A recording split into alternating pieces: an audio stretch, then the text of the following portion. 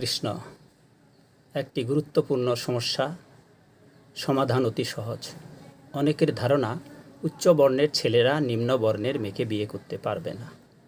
বিশেষ করে এই প্রবণতাটা ব্রাহ্মণদের মধ্যে বেশি দেখা যায়, কিন্তু শাস্ত্রে বলা হয়েছে উচ্চ বর্ণের ছেলেরা নিম্ন বর্ণের মেয়েকে বিয়ে করতে পারবে।